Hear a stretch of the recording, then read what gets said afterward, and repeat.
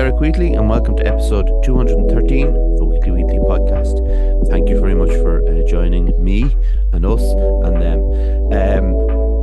How's everyone doing? This episode is called Checking In. My lips look a bit matted pink because I put on some of chapstick. Is that what they call it? I know the Americans call it chapstick. Lip balm is what we call it. So yeah, that's why. You'd be surprised how the cold and the bike react to your lips. It's not a good combination, basically. I'm recording this on a 7 a.m. on a Saturday morning.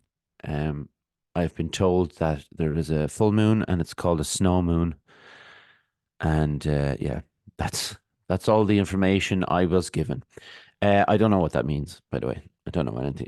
I was asked again. I was asked by someone the other day what my star sign was, and I kind of feel that is one of the most irrelevant pieces of information you can give someone. But that's just me. Do you know what I heard? I was on Instagram this morning, and those memes that pop up, and Mbop was one of the songs that came up on the meme, and the meme was to do with uh, I think it was something like playing Hanson for my kids and finally realizing what the lyrics mean. And when you read the lyrics of Mbop, it's actually quite deep. Well, a lot deeper when you're of a certain age, I guess. So Mbop, I can't do it, came out in 1997. And so I was 15 when it came out. And at that time, there was no way a man of, well, I believed I had some musical credibility. Um, there's no way I could say that it was anyway a good song, but it's actually quite an earworm. That's not to say it's a very good song because I only heard a clip of it. So maybe if I listened to the whole thing, I'd be very bored of it. But yeah, it's interesting that these things, this will probably stay in my head now for the day. That's the thing. And is that the sign of a good song? I'm not too sure. It's the sign of a catchy song. Doesn't necessarily mean it's a good song. Anyway, I want to say thanks to Disha Bosey, sorry, Disha, for coming on last week to talk about her novel Dirty Laundry, but also talk about the writing process and representation in literature and many other things. And it was a great episode, and it was a pleasure to talk to Disha, a very very easy person to talk to on the podcast, which is always a bonus for me. Support us on Buy Me a Coffee if you so wish. The link is in the description. Blah blah blah. I'm seriously thinking of dropping that bit. It's because it's, I don't know. Anyway, so why did I want to do this one today? I suppose it's probably a good thing every so often for a mental health podcast to talk about mental health, for one. Um, but also to do like a mental health check-in of my own, and maybe, well, hopefully prompt some others to maybe do the same thing with their loved ones and, friends and whatever falls in under that category. But, um, it is obviously a very important thing, and probably we probably don't do it enough. And everybody does talk about this idea of we're coming into spring now, and it's brighter in the mornings, brighter in the evenings, and that is gorgeous. But that doesn't mean that our mental health and our mindset changes just because of that. So I think it's a good thing to do. I had a difficult few days, I think, because I was having dizzy problems. Now, I was diagnosed with having Meniere's disease, which is, I probably mentioned on the podcast before, but it's quite similar to vertigo. So it's a lot of dizziness, and obviously dizziness leads to nausea. But like the dizziness thing is one thing, but when I'm in public and I feel dizzy, I all of a sudden anxiety comes on then, because I think to myself, what's the worst thing that could happen to me in a public setting? It would be to create a scene and for people to have to turn their attention to me for, falling over or whatever it might be. And I haven't fallen over from it, by the way. I haven't fallen over, but I do have, when you are dizzy and every time you stand up, or if I'm doing CrossFit, if I'm moving around a bit on a skipping, I couldn't do it, and I was trying to do the skier and I was struggling with that, and then It does affect jujitsu as well, but maybe not as well. It surprisingly doesn't affect it as much, but because I'm very much slow and um, I was going to say meditative, but not really, but just slow in jujitsu. So I'm lying on my back and people are trying to attack me, and that's different. So I'm not moving around as much. I think I'm definitely moving around a lot in CrossFit, obviously. So you're standing up and you're sitting down, you're doing all those things, and it was affecting me and it was getting me down. And I decided then not to go in to train with people on Monday. I went in after lunch when the gym was empty, and then obviously I took my classes in the evening. And then I didn't go in Wednesday either. I went for a run instead, which wasn't great either because you're bouncing a little bit in the run, so it's kind of affects it slightly, not as much, but slightly. Um, and then because of the anxiety that dizziness brings, the anxiety is heightened then when I don't get to do my regular, you know, patterns and routines because of the OCD kind of thing. Yes, there's a list of problems, but that was, um, it was getting me down because it was changing things. And I did get to train yesterday, Friday. There was dizziness there during CrossFit, and again, not during Jiu-Jitsu, but, it was getting me down. And there is ways of counteracting the increase in dizziness and stuff. But what I was trying to do, probably a silly idea, I was trying to see if I could get through the dizzy spell without going back on the medication. Now, the medication is only a 2 week thing and it kind of clears it up. And you kind of have to do it maybe every year or something like that. So it's not too bad. But I wanted to see if I could basically ride it out. Um, Now, thankfully, it's not going to be tested too much this weekend. I'll go for a run tomorrow, but I'm taking it easy today. And I don't expect there to be, the symptoms to really show when I'm not moving about a bit. So, today is like I'll be walking about a bit, obviously, but I'll be very much relaxing and taking a day off training and stuff. And another thing, what I wanted to do was to change my diet as well, because obviously sugar would not be good, for the to. I think that I don't know if this is true, but I think in my head that, at least in my head, that the sugar would heighten the sensitivity, or heighten the dizziness kind of aspect of it, because obviously you get a little bit of a sugar rush or whatever.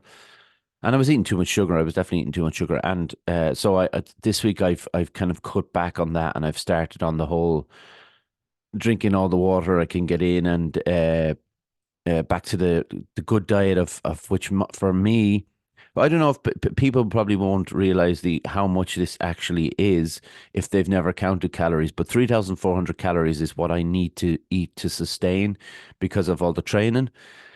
And it's a substantial amount of calories when you're trying to eat healthy. Because one thing you can do is stuff a large slice of cake in, and it's like 700 calories, and you're like, oh, check, that's part of it off. But obviously you can't do that. So it's constantly trying to figure out interesting ways to eat that amount of food. And it's hard. It has been like it's been a tough week. I think I've hit it most days. Um, I've definitely hit the water thing because I'm drinking a lot of water, and obviously that's all good. But I think the food is a little bit different because also I'm not the best cook or things like that. So I do tend to eat the same stuff. So it gets repetitive. And when you come home from sorry, just wash my lips. That's gunk. Um, what a lovely image for the people watching.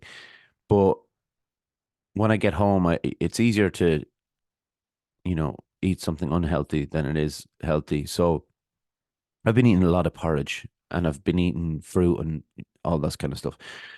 So I'm trying.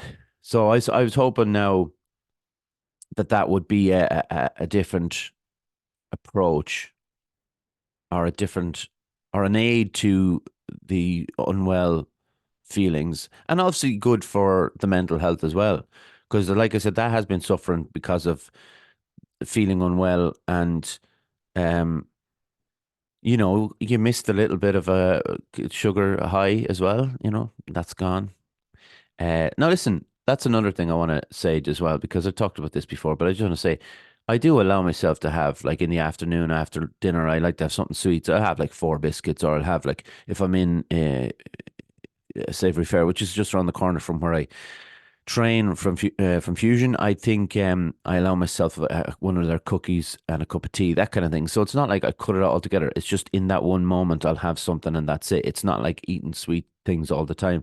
Um, and obviously you start to feel better. Your stomach works better as well, and that's the gut health is definitely, we've talked about this before, particularly with my cousin Cara, about, gut health, how it affects mental health, and how it helps.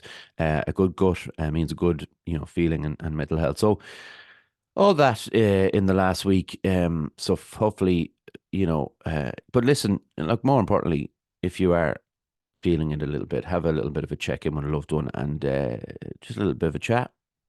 It'll help. Um, One thing I found, I've talked to my friend Joanne about this. What I found interesting was, I we were talking about creativity, and she's, working on her own stuff, and I'm working on my own stuff. And we were kind of wondering, do you need to be in a place of not suffering, because that might be over the top. But some people maybe suffer, maybe into need to be in a place of suffering, but in a place of you might feel down, or you questioning things. Do you need to be that in that place to be creative? And, like, since the start of the new year, if you remember, if you do follow the podcast, I talked about New Year's improvements rather than resolutions, and I talked about the idea of just like working on things that you've already done, or maybe you've dropped them off and haven't done them in a while. Well, maybe it's time to go back and give them a go again. Um, so I started doing that, and I've kind of been in this creative, uh, not quite peak. Say if the peak is the top of the mountain, as it would be, obviously, I'm about halfway up it. So I've been writing songs, and I've been, people who follow us on Instagram, I've seen or I've showed the bass synth that I bought, and I bought a drum synth. And what I've done now, one day I'll take a video of it and put it up. But so if you go into my room, where I keep my TV and musical instruments, so I've got the piano, which I got to fix, the electric piano, which is amazing. So I've got the piano, and on either side of the piano, on top of the piano, I've got the bass synth, and I've got the drum synth. And if I'm sitting at the piano, if I turn on the stool, behind me is the electric drum kit, and then to my left is the acoustic guitar. So it's like a little cocoon of instruments, and it's really interesting, like the mindset switches once you get in there, because all of a sudden you're like, what am I going to play? Because there's so many things that to play. Now look, the bass synth is difficult to kind of pin down, I think, a little bit. Now I do need to go into more tutorials, and there's loads of tutorials on YouTube. I've just been reading the instruction manual, and obviously instruction manuals, they have to be pretty dry, so you don't. It's quite, it's quite boring. So I tend to follow halfway through a certain thing, and then I'll try and go off on my own, but not knowing what I'm doing. So I do need to go into more tutorials on it, and I will go into more, and I'll really get into it. The drum synth is much easier to work, and it's much easier to kind of play around with. And I guess it's because you're not playing with harmony, or you're not playing with melody. Um, Tunefulness is just like just literally a drum sound, and I've played drums, and I've always liked, you rhythmic movements in songs, especially if they're a little bit more different and interesting, and maybe some of the time signatures are a little bit different. And I was doing one. I had written a little piano piece. It was just very small, like four chord thing, but it was a nice little progression. And I had this drum beat going, and I was thinking to myself, what time signatures is this even in? And I was trying. It was so difficult to get the piano, the little riff that I had on the piano going. But that's like kind of the really enjoyable part of it. I think when I sit down with a guitar, it becomes more natural, because I've played the guitar for so much longer, and for the piano was out of action for years, so the guitar was always there. But I started writing lyrics again, and like going back to that idea of like, did I need to be feel a certain way, or did I need to feel slighted, or did I need to feel upset or something? Do you know, like, because there was a sense that, the forced guitar songs that I've written in the last few weeks were all like, some of them are about things, and then some of them are just rhymes, and then you won't go back to that for maybe 3 days. You go back to another one. When you come back to the first one, you think, oh, well, I don't remember that's what that's about, and I don't really like the rhyming of it, so maybe I'll change it. And I've changed certain aspects, and it's improving as I go. I think that's like getting back into the swing of actually writing lyrics. And um, I was thinking about this morning. I remember listening to a podcast about like really bad lyrics, and lyrics that will sound worse when they're taken out of the song and just read by someone else. Um, And I always had that in the back of my mind about like, how will these lyrics sound if I wasn't playing the guitar and singing them?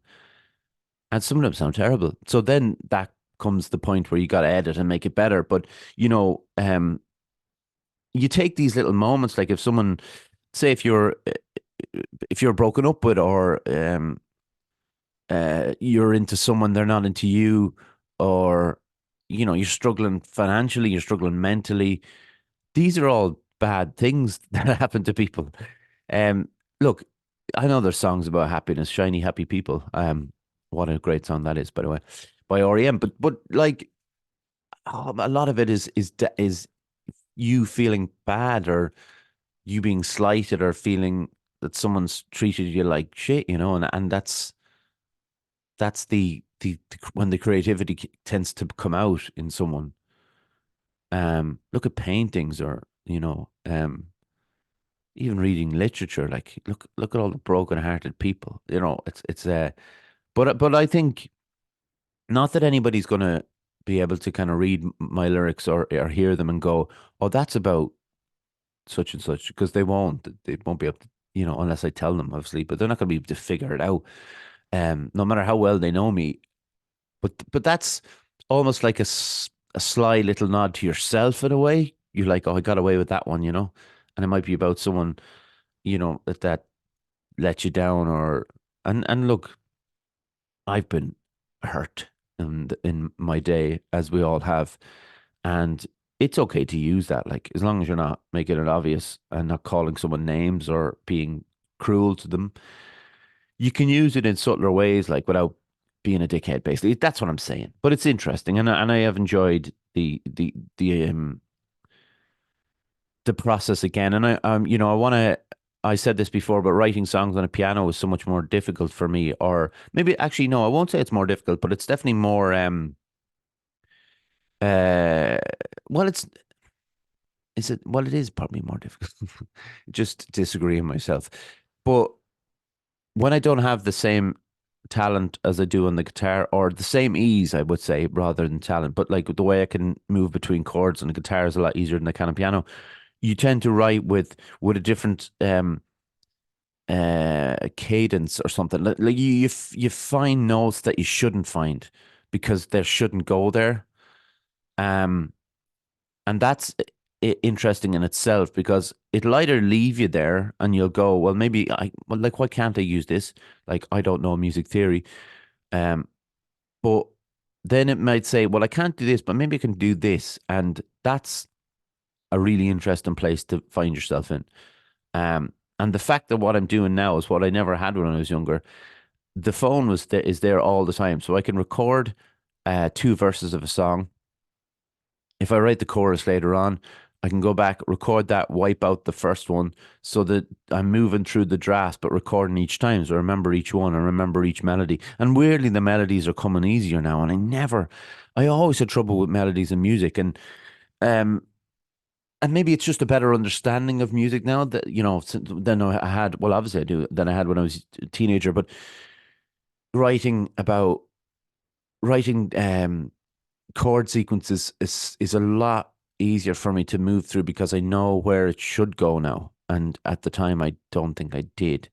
But like I say, on piano, I don't know where I should go, and maybe that's what's making it interesting. But I'm kind of playing around with the idea of getting piano lessons, just not. I don't want to be a classical pianist or anything, but I think just a few. Um, I'm learning it again through with using the correct fingers. So that's in itself is a challenge. Another thing I'm kind of becoming more comfortable with, even if every time I sing, I mention how my voice is bad or apologies for the voice and all. I think I'm getting more comfortable with the fact that my voice is not just it's not very strong, but I can say neither are other people's, and they've done all right. But it's this like this isn't a project to become famous or get a record deal or anything. It's just a creative, you know, place to be. And so if my singing means if singing my words means that the songs get the point across, well then I'm going to sing them because obviously I mean them. And they come from a certain place. Not all of it makes any sense, but some of it doesn't. Some of it means stuff, and um, you'll never know. But some of you might know. Um, and I think the I started the last when was it? A week ago, maybe 2 weeks ago. I found this copybook that I was writing short stories in, and I had two there that were finished and that I hadn't um typed up yet, and nobody had read them yet. They were both about a broken relationship, which is interesting. But I wrote them a while ago, and I wasn't in the middle of a divorce or anything. So I think that it was just a coincidence. I wrote them. There was a space. There was a time between them that they just so happened to be about. Sorry there about the mic. They just so happened to be about broken relationships, and um, that's the way it is. But when I found it, I was interested in typing them up and seeing how they were. And when I was typing them up, I did a little bit of editing and I kind of liked them and I think they're decent enough. But how the reading back over like longer pieces um does affect your lyric writing as well because I try to be very well, I hope to be very sparse in my language in short stories and I'm not pretending to be uh Dickens or any of these grades. But I think when the people I like tend to write quite sparsely. Say someone like Raymond Carver who writes short stories and poetry, but in his short stories he's quite sparse and he's about what's happening in the then and now, and that it's not a universal subjects and that it's about like little moments in people's lives, and I find that very interesting to read and interesting to write. But then I I think that's kind of rubbed off in the last couple of weeks on the lyrics is kind of condensing it down again into a song form, but writing about smaller kind of things, emotions inside your past events or events that you heard about through other people, but familial events or relationship things, and not about climate change and stuff like that. I can't write about climate change, but I found it good anyway. I found it like it helped the lyrics, and that's obviously a big thing for me. Excuse me while I do my uh, episode nose blow. Apology.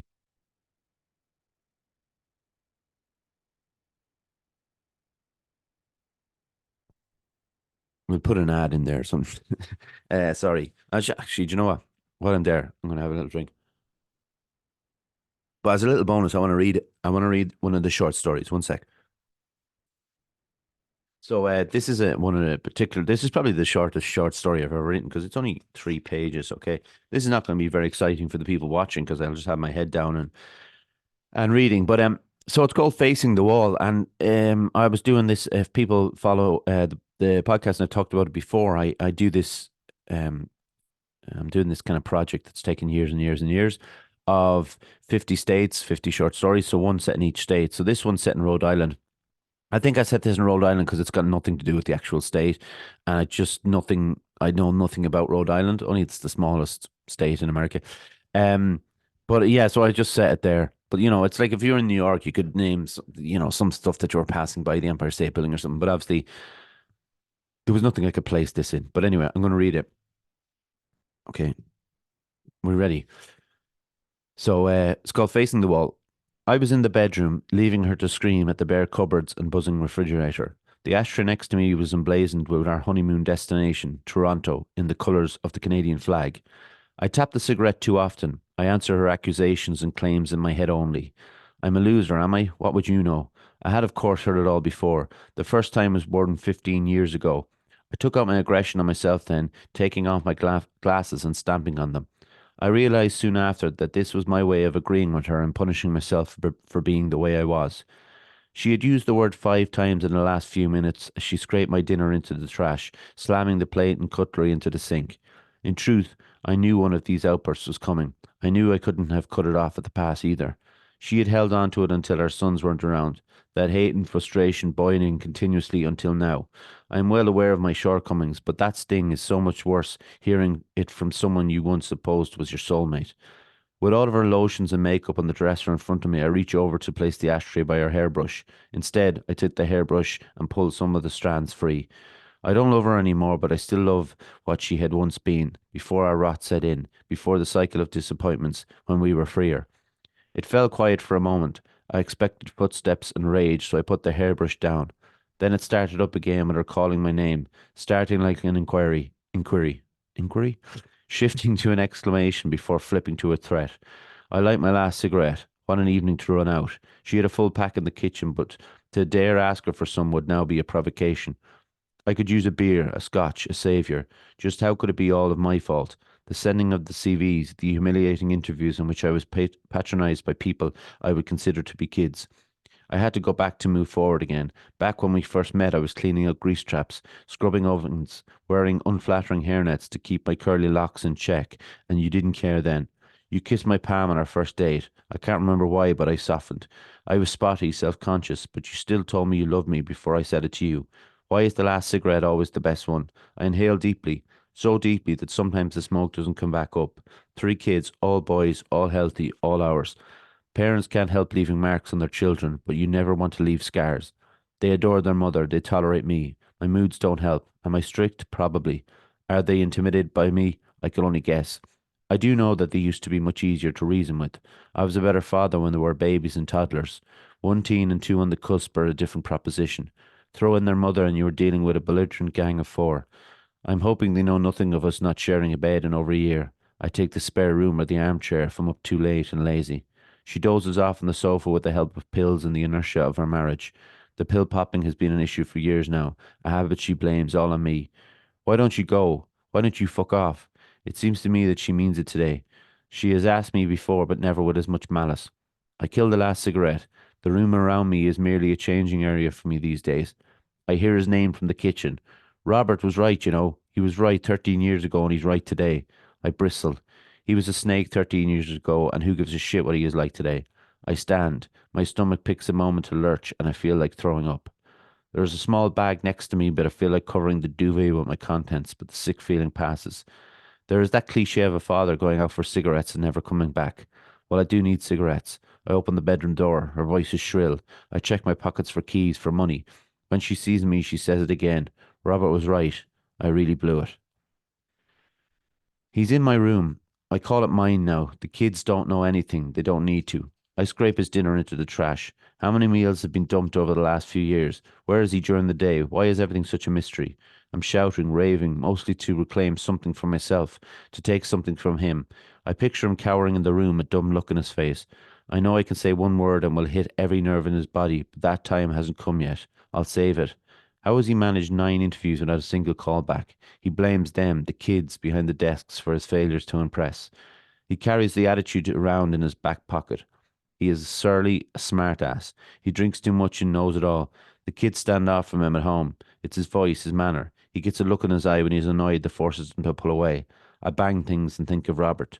The last time we spoke was over a diner table. I was 6 months through my first pregnancy, my belly heartily swollen.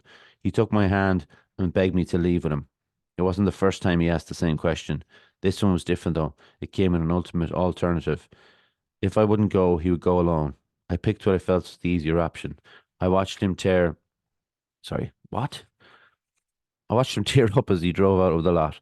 I regretted it now and again, but more often over the last couple of years. I did tell him about Robert after our first big fight. I told him how we had worked together, got close, fallen for each other, and kissed. It went further than that twice, but I kept those occasions to myself. He sulked for weeks after the admission before eventually forgiving those occasions. Oh, sorry, before eventually forgiving me and moving on until something as simple as the name being said on TV dragged it all up again. Now I decide to scream his name. I know it will stir up all his bitterness. I light a cigarette, my hands damp, my throat dry from shouting. Everything falls silent. I wonder if the neighbours can hear me. I can see the lights of their house over the fields that separate us. I hope the boys are enjoying their time with the grandparents. If it is all to go to shit, how would it affect them? The two eldest are strong, but Kevin is very emotional. He would be susceptible to the heartbreak. I take the towel from the table and bring it to my body as if it was my youngest son. I want to protect them from. I want to protect all. What? I want to protect them all from this, but also be out of all of this. I scream again. The words have been said 100 times, a second language dripping from my tongue. I slam a drawer I open just to slam. My voice becomes wilder than I thought it could. I start to sound like my mother in those manic years before she died. As that realization dawns, I notice that the bedroom door is opened. He appears from the dark of the hall. I say Robert again and back it up with another barb. He clears his throat. I'm going out for cigarettes. I watch him leave. I think of that old cliche about fathers and cigarettes. I light one of my own and hope. The end. I hope you enjoyed that. Like I said, I wrote it a good few years ago, but that the exercise of typing that one up and the other one, which is a bit longer, so I didn't want to read it on the podcast. Um, was interesting to get back into typing for one, but to have like I had my records on, and I bought these new speakers for my record player, and they're kind of beautifully facing where I'm sitting now, the desk. And I bought some U2 records, and I bought Pet Shop Boys and some other stuff, and it was just nice to be playing the music. Um, is organically the right word, but you know what I mean, rather than playing it on a phone or on an iPod, to be playing it through speakers on an actual record, or I don't have a CD player at the moment, but it was quite nice to sit in that, and I think that was coming through, and it has been noted before that when I do write songs, they're quite like the Verve or Oasis and that kind of stuff. But I guess that makes sense because that's what I grew up with. Um, so I do like this is a creative, part the last 2 months since January, the follow up from what I wanted to do, like the improvements I wanted to make and change. And the dietary thing came a little bit, um, later, but also, through an issue. Who knows if I would have changed it, um, had it not been for that kind of dizzy spell and feeling a bit lethargic and a bit crappy and a bit heavy and all this kind of stuff. So it's been an interesting few weeks to be sharing music, and I did put one of the new songs up on Instagram as well, which was yeah, a good thing. Instagram and Facebook are not great for that, though. They won't share it around if they think that you're trying to promote something. I'm sure of it. It didn't reach anyone, but it doesn't really matter. It's about putting it out there, and I'll put it out there again and see how people like it and stuff. And um, I think it's that the song that I put out, I think, is the one that's called "Your Hands Down," and it's different for me because I wrote it on the capo on the seventh fret, which isn't I'm not used to, but I think the melody is quite. I think it'll stick with you, especially the chorus. I think it's got a good, like, I don't mind. I look, who am I to start doing this whole thing if I'm not bragging? I'm just saying. Right? I just, I'm trying to have some confidence and some gusto behind my words without it sounding like I really don't mean it, but I do. Um, yeah, another thing about what's coming up, like the driving lessons. Obviously, we're into what day is it now? It's like the 24th of February. So it's time now, after a few weeks of waiting for, the end of the frosty, icy mornings. Time now for me to make the booking. I probably will have made the booking by the time this comes out, and to get that going. And I said it to someone the other day about, like, I'm really doing this for all the wrong reasons, to be honest. I'm doing it for everyone else rather than for myself. I really have no interest in driving at all. I don't like, but at the same time, I know it'll stop this kind of guilty feeling I get that when it's lashing rain, somebody goes, "Do you want to lift?" And you say no, and they're like, "Come on, get in the car," and it becomes one of those Irish things, or it's not back and forth, and it's they end up getting in the car, and asking people all the time for lifts, or people, putting themselves out to give you a lift, and I don't want to be in that zone. And that obviously that's for myself, but everybody's always like, "Oh, you don't drive? Why not?" Like, it's a weird thing, and I'm just doing it for that now at this stage. Just doing it for all the wrong reasons. But look, I'll do it, and I'll drive, and with disdain for the driving and for myself for learning how to drive. But I just want to get an automatic. To be honest, that's my that's the goal. Is to okay, fair enough. If I learn how to drive with the manual, that's okay because then I'll have both. But I just really want an automatic. Automatic. I have these kind of panicky moments of like, I was thinking the other day about like I'd go out and visit my younger brother and his family, and the little ones, and there's this big hill out going out their way, and I had this thing yesterday in my head or the other day in my head about like, what if I got stuck on the hill and everybody was stuck behind me and I was rolling backwards? Just this panic attack about like I hadn't even done it. I haven't even learned how to drive it. Haven't even driven a car yet. Well, I did once, but no idea, how easy or how difficult it might be in this situation. All I was thinking of the failure and the shame of, can you imagine getting out of a car? No, like putting the handbrake on, because I know that's a thing. But putting the handbrake on, getting out of the car and asking someone else to drive up the hill for you. Imagine the shame of it. Like that's what I think about when I think about driving. Just people talking about hill starts or parallel parking, um, all of this stuff, and it leaves me feeling very cold, I think. But look, let's keep the energies up here. Look, come on. But I'll do it. And look, I should have had people offered, and they said we can go out in the car and they go on the drive around the car park and stuff. People have offered, and I've always said no, and I should have taken them up on it. And it's wrong that I didn't. I wonder, can you see that cursor actually on the screen? I hope you can't. No, I don't think you should be able to. Yeah, it's wrong that I didn't take people up on the offer. I shouldn't have. Um, but you know, I'll start. You got to start somewhere.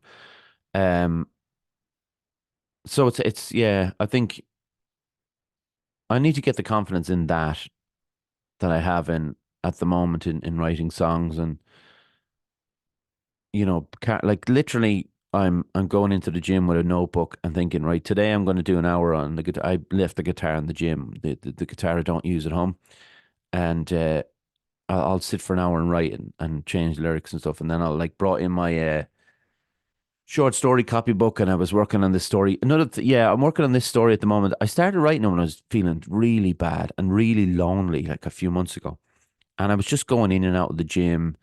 Um, Actually, do you know what? It was a long time ago because I think the two lads, Art and Keem, were off in Las Vegas. So whenever that was, so it was a long, long time ago, and I was kind of taking an awful lot of the classes. There's other coaches there as well, but I was taking the vast majority of the classes, and I just felt like I guess I felt kind of vulnerable and worried about the fact that I was kind of in charge. Don't like to say I was in charge, but I was kind of in there as more than anyone else. I was kind of in charge.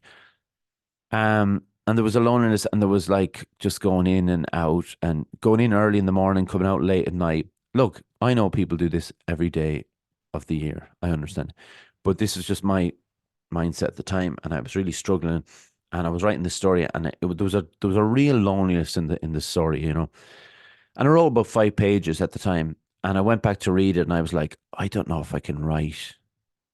I don't know if I continue to write this if I don't feel in that headspace. That's another thing about, what I was talking about earlier on, about the idea of having to suffer for your art. And I don't know if I can actually finish that story unless I get back into that mode again. And I will look, I'll feel down again. And maybe I'll pick it up and it's a good mind space. But there's no way I could write in the headspace I'm in now, go and continue that story with the way it was. It's just, that's weird as well, isn't it? Like, well, I guess it's not weird, but it's kind of, I wonder if Edvard Munch was painting the Scream? Did he take a break and go back and think, well, I'm not anxious now. Maybe I can't finish this. Or maybe it's different with art than it is with writing. I don't really know. Somebody who might know more about art and writing would be able to answer that question for us, and we might have them on one day. But yeah, maybe I can, maybe I can finish it. Maybe I'll try, but it's there, it's ready. Um, Had a little trip to Galway with my friend Joanne there a couple of weeks ago. It was really nice. Went down and went to Charlie Burns, the bookshop. God, I wish that bookshop was in Athlone. I kind of wish it was, and I wish it wasn't. I wish it was because I could just be in there all the time, and I wish it wasn't because you'd spend a vast amount of money. I bought a couple of books, but could have bought loads more if I really pushed myself because there's so many. It's such a good bookshop. It's up like not quite up there with Hodges Figgis in Dublin because that's prime. That's peak bookshop for me in Ireland anyway. But well, for the parts of Ireland I've been in, but Charlie Burns is right up there. Yeah, it was so nice to knock around. Oh, excuse me. That's so rude. That's so rude to yawn on the podcast. I'm tired. Um, there's not a sign of tiredness. Someone once told me that if you yawn, it's your brain's way of telling you that you need more oxygen because you have to breathe deeper during running. But I don't know if that's true. I never followed up and looked it up, but maybe someone will. I would if I really I was bothered, but you know, maybe my brain always needs oxygen. I yawn a lot. Yesterday I was yawning the whole time. I'm so tired and calling it yawning. But went down to the Palace. I think that's the way you pronounce it. Palas cinema. Got to watch American Fiction, which I thought was excellent. It's up for a number of awards at the Oscars, including Best Actor for Jeffrey Wright, who's excellent in it. Um, he won't win though because Cillian Murphy's pretty much a shoe in for it at this stage. I think the only competition they reckon is Paul Giamatti, who was really good in the holdovers, um, but they love Oppenheimer, don't they? Don't really see it myself. Myself, I think I see Cillian Murphy as an amazing performance, but I don't think Oppenheimer's that great, to be honest. That's just my opinion. Right? Barbie's better than Oppenheimer, and I think this isn't always the way to look at films, but I would definitely say that watchability is a massive thing. And I would definitely go back and watch Barbie again before I watch Oppenheimer. And that stands for something. I'd watch American Fiction again before I'd watch Oppenheimer. I haven't seen a lot of the Best Picture ones. The Holdovers was decent. It wasn't amazing, but I enjoyed it. Um, but I haven't seen some of like the Zone of Interest. We were going to see the Zone of Interest, and we thought, God, neither of us kind of neither of us can handle the kind of the heaviness of a subject like that. Um, that's supposed to be amazing, but yeah, not that day. And Anatomy of a Fall, Joanne saw it. I haven't seen it yet. I'm really looking forward. I'm probably looking forward to see that more than any of the others, because I've heard a lot about it, and I think the subject matter, like let's courtrooms drama things are amazing. I love them anyway. Um, so we got to go down, and then strangely enough, the next day on Facebook, I saw that the Palace Cinema had been robbed just that very night, and that they were closed for the foreseeable future. So I don't know what the extent of the robbery or that, but just my that was my first trip down there, and it's a lovely cinema. It's really like it's an art house cinema. It's not one where they're going to be full of Marvel and things like that. No, it's the kind of place you'd see the Zone of Interest or Anatomy of a Fall, and they do show popular films as well, obviously. But you get to see more or sorry, less mainstream ones. And it's like the one in Dublin, the IFI or the Lighthouse Cinema, which is again is beautiful cinema. I love those cinemas that are kind of they're like the Palace. Even the building is kind of like an arty thing, and it's very Galway, I think, and it's a beautiful building, and I love the layout, like going up the kind of narrow stairs, and it's like a little museum, I think, and it's holding the kind of the newer artifacts of you know of our art. And um I saw I saw a trailer for Steve McQueen, and I can't remember the other director's name, sorry, but it's a 4 hour documentary about the Nazi occupation of uh Amsterdam. But it shoots it around. Now, I shouldn't be talking about this because I don't know enough about it. But I heard an interview with Steve McQueen and his wife, and they were she wrote the book about it, And they were talking about like he goes to today's sites. There's 2,000 sites mentioned in this book about like where Amsterdam was occupied, and they go to all these sites but film them today, and you get a kind of a look of like normal life in Amsterdam now. And I suppose you have to imagine um, what it would have been like then on those streets in those buildings. And I think that's interesting. But and he's talking about turning into an art exhibition as well, because obviously Steve McQueen was an artist, still is obviously, but he was an artist before he was a filmmaker. He's a incredible filmmaker. And yeah, I saw that, and we both said now like 4 hours in a cinema is a long time, so maybe I would wait till it comes out on DVD and I'd watch it then. But that kind of stuff, I wish there was a cinema like that near within cycling distance. But you take what you're given. I haven't been to the Athlone Cinema in a while, but I really enjoyed the trip to Galway. We went to a record fair as well. Going to one in Athlone today, which I'm excited about. I picked up Pet Shop Boys one and Paul McCartney's solo album, which I've obviously heard, but I've never owned, I've never owned a physical copy for some reason. And I listened to it the other day, and it's so good. Like it's so like the way. Well, this is actually going to sound like a backhanded compliment, but some of the stuff that McCartney was bringing to the table towards the end of the Beatles was hated by Harrison and Lennon, and that might have been slightly because they were starting to disagree with him and they were suing each other and that kind of stuff. So they might have been already decided. They might have had a bias against his work.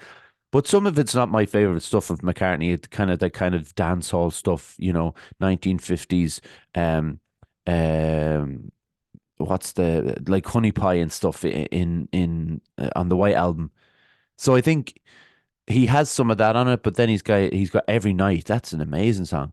But he plays all the instruments on it, and McCartney's drumming is very it's decent, but it's very unique to him. So I think it's him playing before you read the liner notes. But obviously he's playing bass amazingly and he's singing, and Linda's on it as well. She's singing, and I don't know if she's playing the piano by that stage. I don't think she'd learned the piano yet.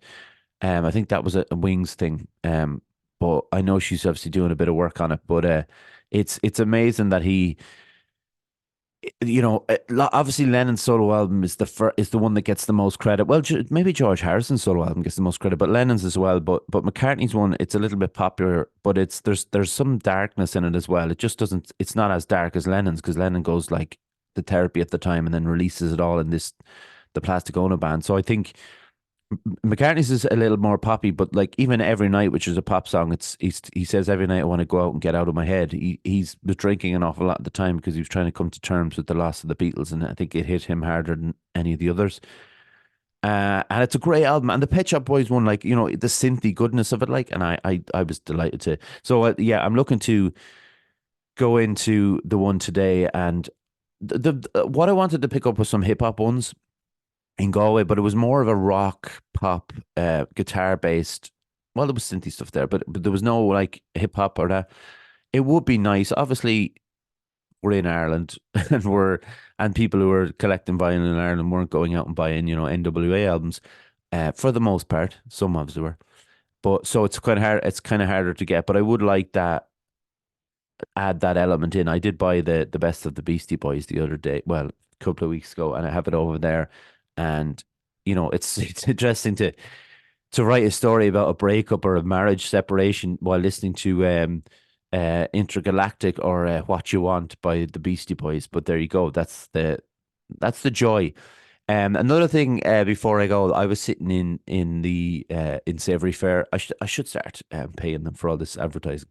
I know I love the people in there. They're so nice. But I was sitting there reading a book, and someone who I know through Instagram, but I've never met them before. They came over and said, "Hi, Derek," and I was like, "Oh, Jesus." Well, like first thing I couldn't remember her name. I felt bad, so she went off, and she came back, and I remembered her name at that point. So I felt better that I was able to kind of add it into the conversation, because I don't like that, when someone knows your name and you forget theirs. It's kind of I always feel kind of rude.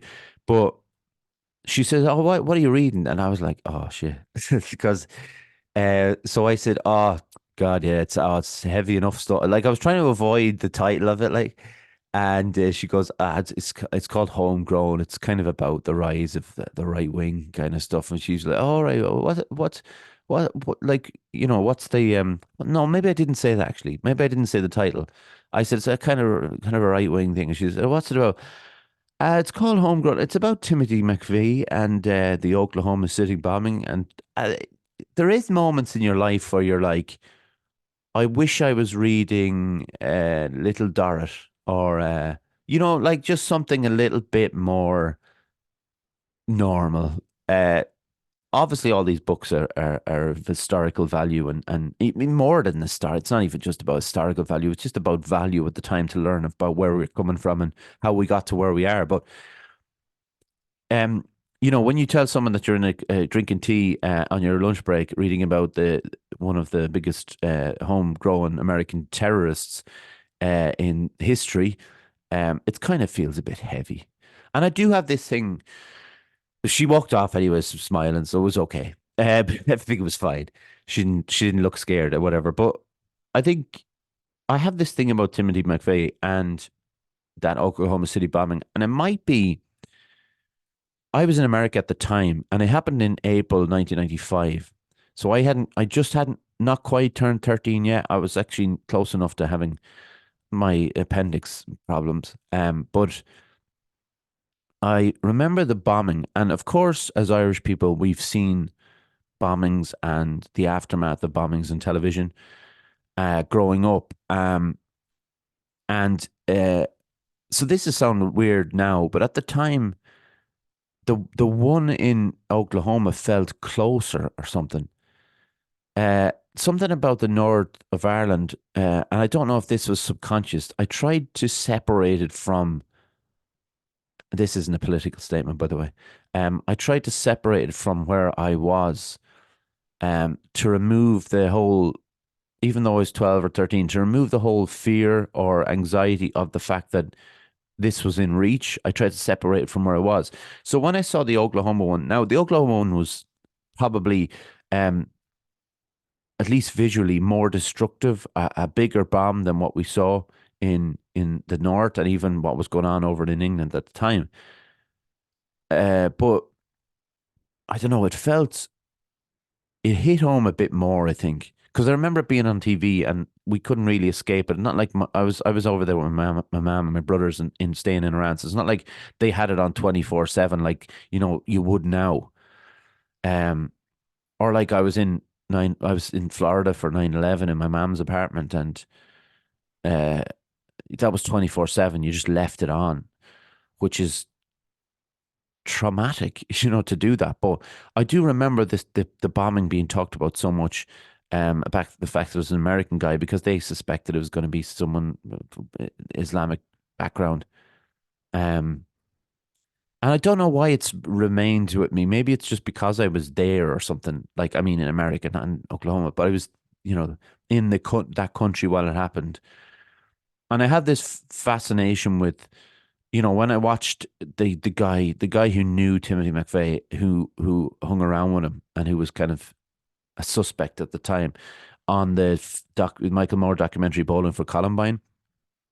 I kind of it's chilling moment when that guy is on it. By the way, I can't remember his name, but the guy who was with him, Terry Nichols, is the other guy who was involved with the bombing. And reading about him in this book, it's a fascinating book, like the lead up to the bombing and the bombing and the aftermath. And I haven't quite got to the end, but he's all the writer's dipping in and out of the idea of the ideology, how it spreads through certain people, like it did through Timothy McVeigh. He was against the government and everything. How it's been spread right up to like those January 16 6th rioters, and their ideology is quite similar. That everybody's out to get them, and they've always been shit on, and nobody's going to help them and all. But even you know while they're being helped by, I'm not. Look, anyway, let's not get political. All I'm saying is it might have been a traumatic moment for myself and for Titna, who I told about the book about. But it's a great look. It's called Homegrown. It's a great book. Yeah, I'm just fascinated with the whole Timothy McVeigh story because he's obviously a psychopath and stuff like that. But what was being poured into his ears was bit of nonsense really. But he got sucked up in it and he believed it, and look what he did. Um, but that's really it then. Yeah, I'm off now in a couple of hours to go to a record fair. I will fill you in on it some other time of what I bought. Or follow our Instagram page at the Wheatley because I tend to put them up there to show people what I got. And when I was down there, by the way, I forgot to say this. So my three favorite U2 albums are the '90s ones.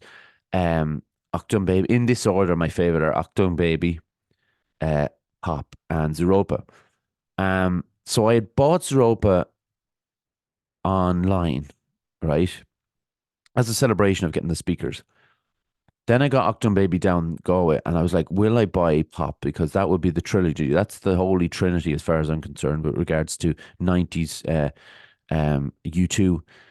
So I got all three of them. So I'm thrilled with myself that I've got all three. They sound so good in the speakers, and yeah, it's great to have the record player back. But anyway, thank you very much for listening, everyone. And thanks for putting up with me. I hope you enjoyed the story. I hope you enjoyed my wafflings. Um, Thanks very much to John, as always, for putting this together. He was over. Where was he? He was over in New York. Yeah, but he came back and he got me sorted on two episodes. He didn't miss an episode. And thanks for that, John, because you know how nervous I am when you're not around. Thanks to my mom, my dad, my granddad, Jared, and Calvin. Subscribe to our YouTube channel if you would. Even if you don't watch YouTube, it does help if you just subscribe to it, and it'll just pop up. You'll get one pop up a week. It'll say the episodes there. That's all it will be. Like I said, Instagram. We're on Facebook. We're on X. On the podcast platforms, Spotify, Apple, Anchor, Google Podcasts. Leave a review. Give us a star rating. Whatever you want to do. It all helps in the whole, you know, internet universe algorithm stuff. But like I said, thank you very much for joining me today. And I appreciate it. Check in with your loved ones. If you need a chat, talk to your loved ones. It's all about like keeping things um a bit lighter for yourself. Take the load off. Share it with people. They will help. Trust me. You mightn't think they will, but I guarantee they will. All right. Take care, everyone. Have a lovely day. Bye.